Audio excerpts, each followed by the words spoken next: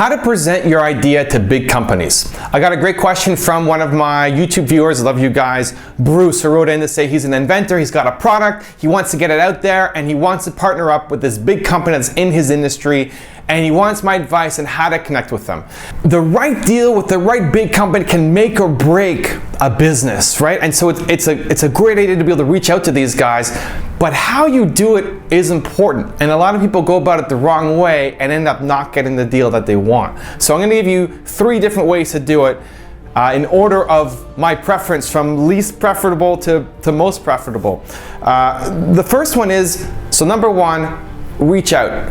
And this is where you are contacting the company directly. You can find out who the manager is in charge of the division that's similar to what you're trying to do, and reach out to them. Or they may have casting calls where they're looking for inventors to come in and pitch their products to them. I remember this is how I got in the salsa company that I've invested in. We made a DVD and we went on the shopping channel, and they had an open call to say, anybody who wants to pitch to us, come in and one of our buyers will talk to you. And so we pitched to them and we got on the shopping channel that way. So sometimes there are these open calls, or you can just reach out to them. Reach out to the person you want to reach, email, phone number, and reach out. The problem that I have here, the reason why I have a problem with this, and this is what most people will do, is because it gives you no leverage.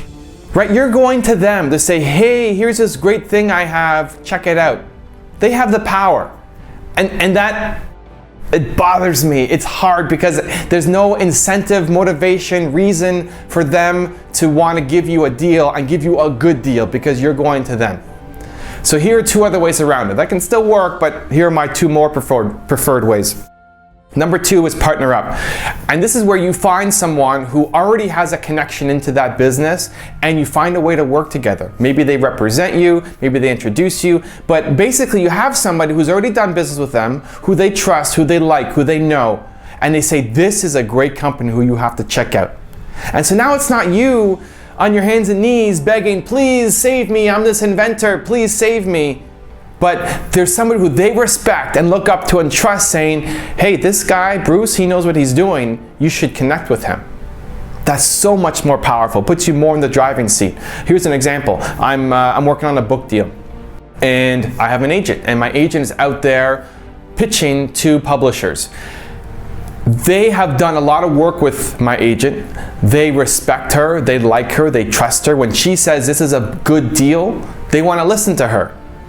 And so that puts me in such a better position, because now I'm not going to the publisher and say, hey, please, Mr. Publisher, do you want to do a deal with me?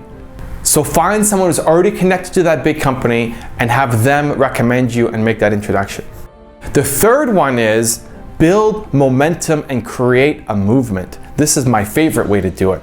I don't even go out anymore to talk to companies. I have them come to me, and I've done deals with some of the biggest companies in the world. Microsoft, Dell, Google, banks, tons of companies have just found me because they're looking to partner up with and buy from people who are working with entrepreneurs.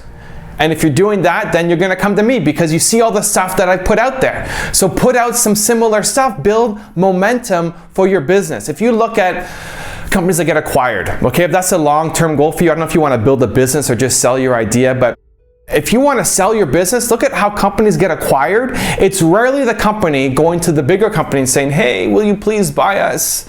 We're desperate, we don't know where to go, we suck, please buy us and save us, right? It's not that kind of pitch. It's usually the big company seeing all the noise that this little company has made and saying, we need to get this company, we need some of that here.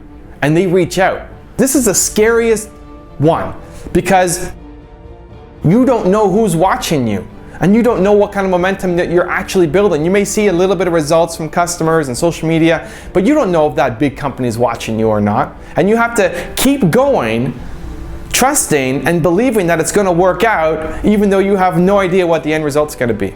Okay? And that company that buys you, that company that you end up partnering with, may not be the one company that you had in mind. This is a huge problem that I had in my business, okay? My first business, one of the biggest mistakes that I made, okay? Here, this is it. This is the gold. We wanted to partner up with a big company. We saw us being acquired by a big company, and we picked a company, say, this is the company that is going to buy us. And we worked for a whole summer on preparing a presentation and how we're going to pitch to them. And we finally got in a room with them, and they were interested, but because, again, I think because we went to them, we had no leverage. They really weren't too interested. And it ended up being another company, one of their competitors, that called us and said, we want to get into your space. We're interested in maybe buying your business or somebody else.